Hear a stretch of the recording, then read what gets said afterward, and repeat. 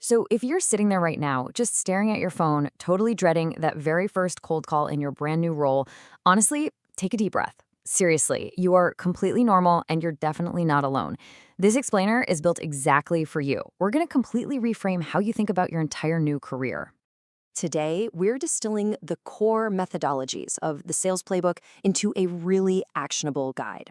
Think of this as your ultimate survival guide, a step-by-step toolkit, really, for not just surviving, but absolutely thriving in your very first month on the sales floor. Let's get into it. Okay, let's take a quick look at our roadmap. We'll be hitting the sales mindset shift, finding your ideal customer, discovery and active listening, presenting the solution, handling objections and closing, and finally, post-sales and growth metrics. This is exactly how we'll transform your approach from awkwardly pushing products to confidently solving real business problems.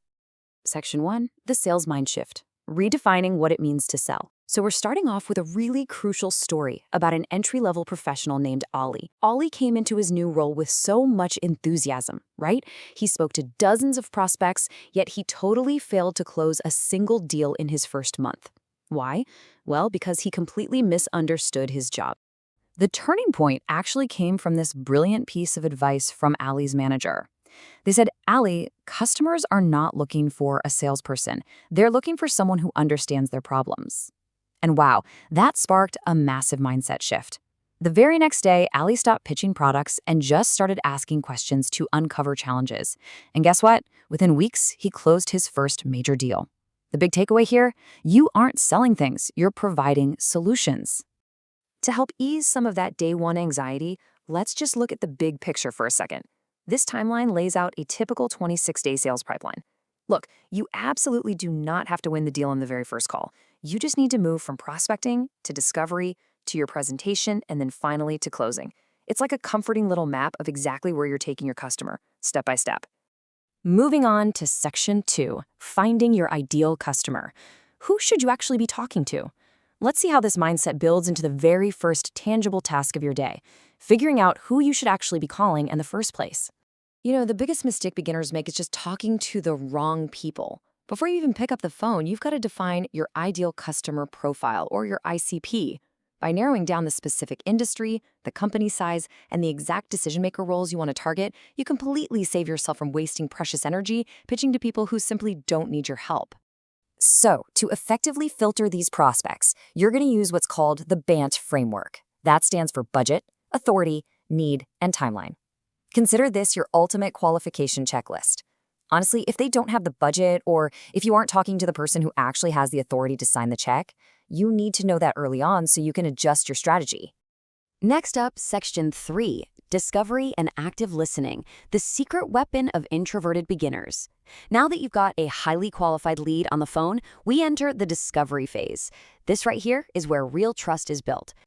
And here's a totally surprising fact that should put every introverted beginner completely at ease.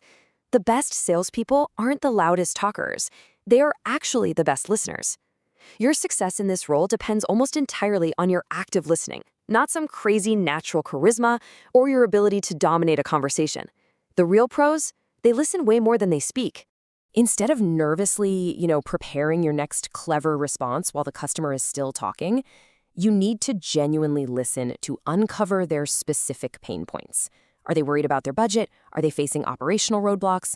Or maybe they just lack an understanding of the solution. If you just listen closely enough, I promise you, the customer will literally hand you the exact blueprint for how to sell to them. All right, Section 4, presenting the solution, telling a story that sells. Once you completely understand their pain, then and only then can you move to the presentation stage. This is where you show them exactly how your product acts as the cure to those very problems they just finished telling you about. Now, a lot of beginners make the classic mistake of just listing off a bunch of boring technical features. They'll say something like, our software has automated reporting. But the seasoned pros, they always translate those features into value. They'll say instead, our software saves your team several hours every single week. See the difference? You always want to sell the value, never just the feature. Furthermore, keep in mind that people easily forget cold statistics, but they instantly remember stories. So you should definitely be using vivid anecdotes. For example, talk about how your inventory solution reduced waste, improved sales, and ultimately gave a stressed small business owner named Sarah her peace of mind back. Doing this creates a deep emotional connection that raw data alone just cannot match. Of course, as you'll soon find out, sales is almost never a perfectly smooth ride. Which brings us to the question literally every single beginner dreads. What happens when they say no, or that the price is simply too high?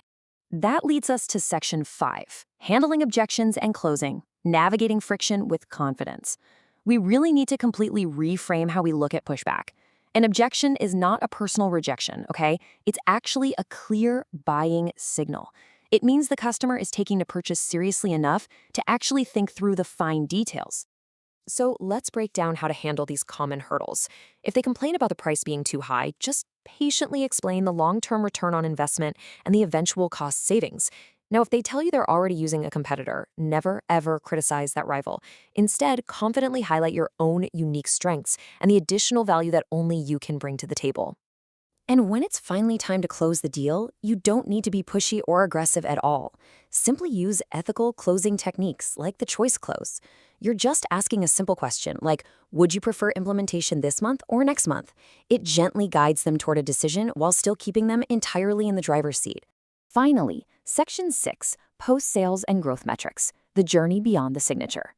The ink is finally dry on your very first contract. Congratulations. But your relationship with this customer, it's really just beginning. Let's look at what happens beyond that signature. To manage all these new relationships and just stay organized from day one, you're going to need to master a specific tech stack. This usually includes CRM software like Salesforce, prospecting tools like Zoom Info, and communication platforms like Zoom. Mastering these is absolutely crucial to keeping your daily workflow incredibly smooth and efficient. Ultimately, religiously tracking your daily activities in those tools will result in the metrics you are actually going to be graded on.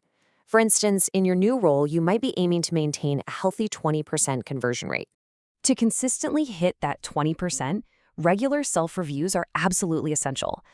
By tracking your average deal size, your pipeline velocity, and your daily activities, like the raw number of calls and emails you make, you'll be able to quickly identify your own weaknesses, adapt, and sustainably grow your skills week over week. Well, there it is. You now have the fundamental roadmap for your new career right in front of you. You know how to listen, you know how to handle objections, and you know how to sell value. So the only thing left to ask yourself as you get ready to pick up that phone is this. Are you ready to stop pushing products and start solving problems?